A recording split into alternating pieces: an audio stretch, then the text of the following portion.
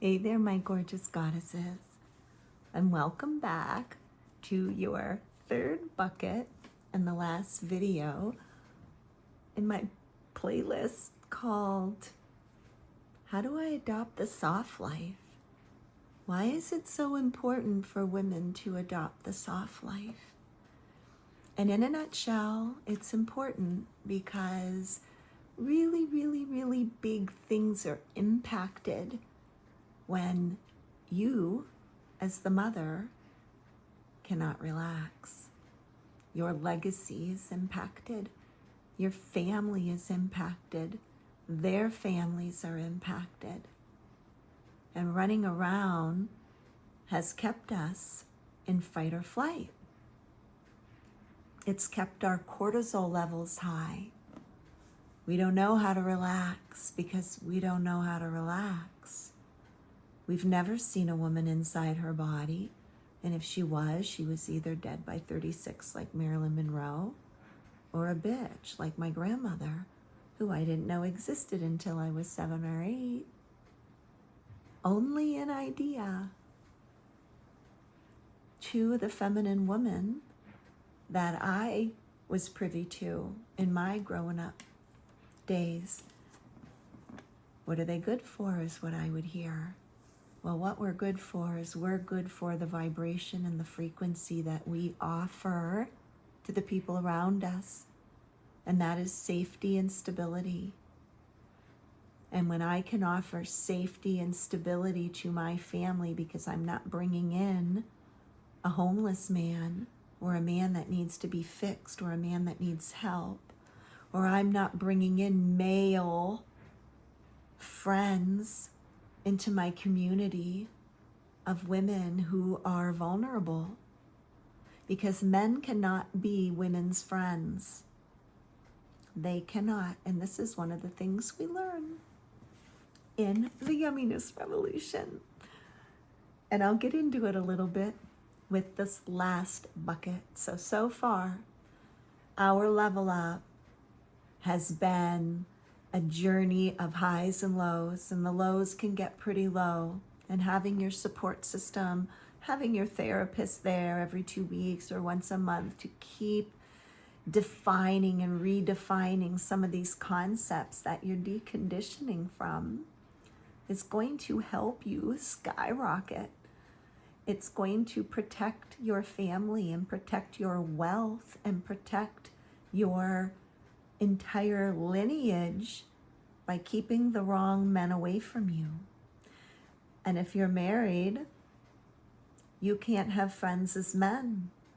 And if you do, you are putting your family in the scarcity bucket, in the fear bucket, and you may not even know it.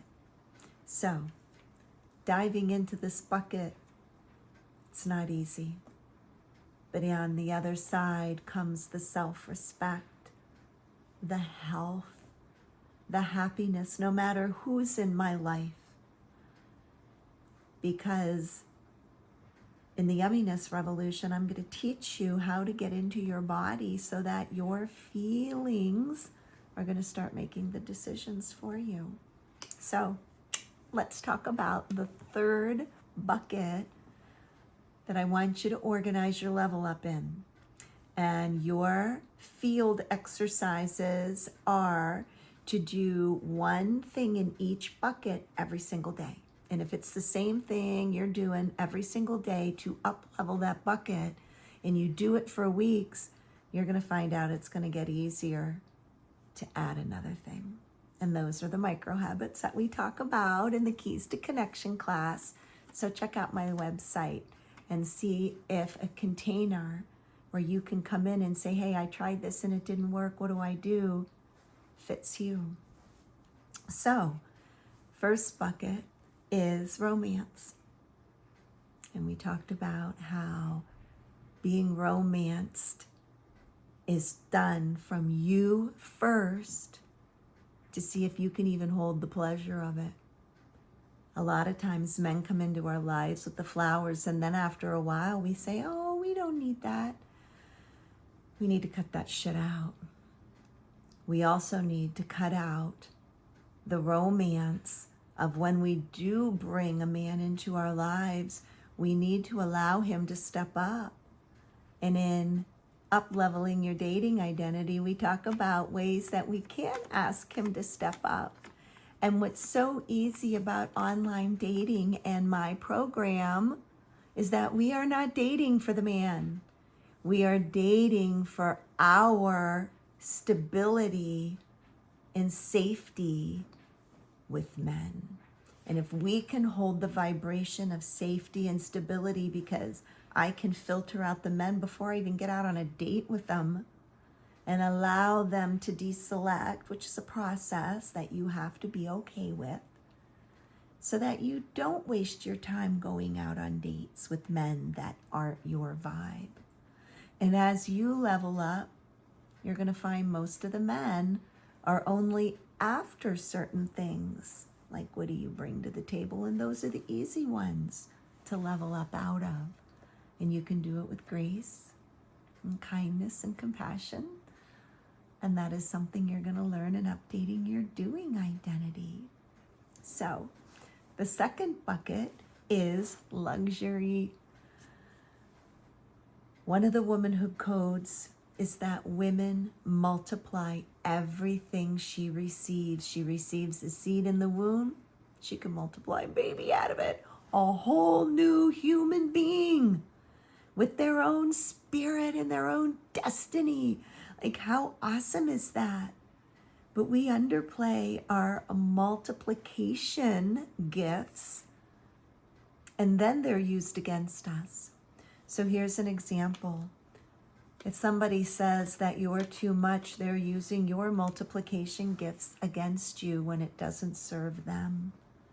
But they will absolutely navigate around you or want to be around you or want to sleep with you or date with you when it serves them. How does that feel in your body? Icky.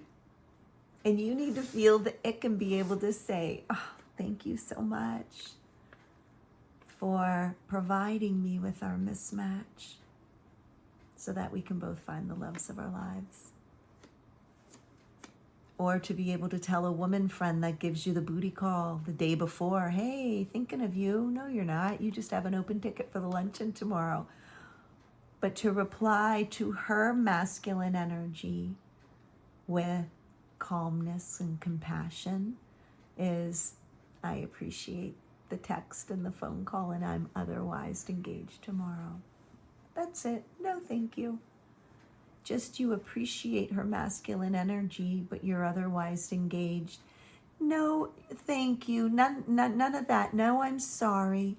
Because what you're teaching this woman is that that energy is not welcome.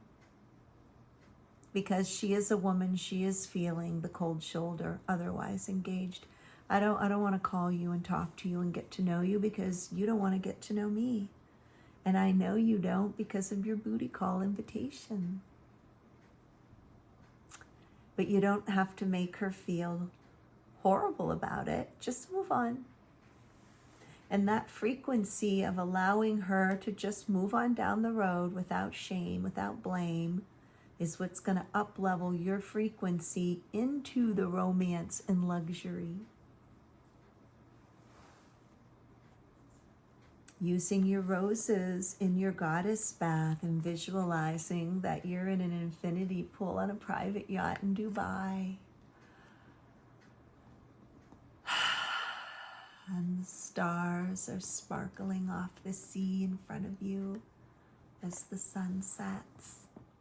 There you are. There's your up level and luxury and romance. And feel that vibe and carry it as long as you can. All right, so let's get into the last one, beauty. And as I've said before, ad nauseum, beauty is not your goal. Stop chasing it. Stop spending millions of dollars and hours on chasing this concept that doesn't exist. And if you look at beauty from the lens of the goddess and of the queen and of the priestess, you see that it's evidence of a well cared for body. It is the stacked accumulation of devotion that you show up for every single day. You don't deviate. And you don't deviate because it's a deprivation. You don't deviate because your goal is your future you, not the one that fell off the diet wagon 5 years ago and gained twice as much weight back. No shame, no shade, we've all been there. But that's not a devotion to my health and happiness, because your beauty is evidence. It is the effect. You can't cause beauty. Like you can't, the effect is beauty. You can't make it happen. Like you can't bloom a flower, but you can feed it.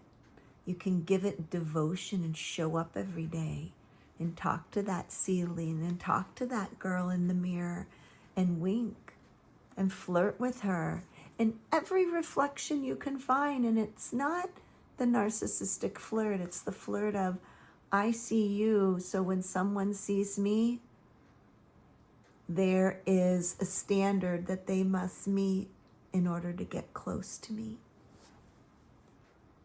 How my beauty has been able to open doors for me is that with the skills that I've learned along the way, again, beauty is stacked. It's the accumulation of everything you've learned in your life and what you're not going to do again. It's standards is not even the goal. Standards is just the platform that you're jumping into your dream life from. It's knowing that you have a floor, so on the really bad days, you know you're not going to end up with your ex and then feel guilty and shame about it. You know that at the level you're coming in to this new identity with, that floor is now rising to that person doesn't even exist anymore, and now I feel comfortable with no contact. Raise your floor so that if someone's asking for volunteers, you sit on your hand. I'm talking to you, you little people pleasers out there, and you're the last one to volunteer. Hustling, grinding, lack of sleep, addicted to your suffering does not help your beauty. And slapping on makeup and designer clothes and purses and shoes and zhuzhing up once in a while and the monthly pedicure date is not enough to wipe the resting bitch face off your face. It's not enough to hide the heart that's sick and tired of the men's bullshit out there, instead of just putting out the siren song for the men that are tired of the bullshit too to find you. Not the men that are going to feed you bullshit, because then it becomes multiplied. And now everyone around you feels like shit.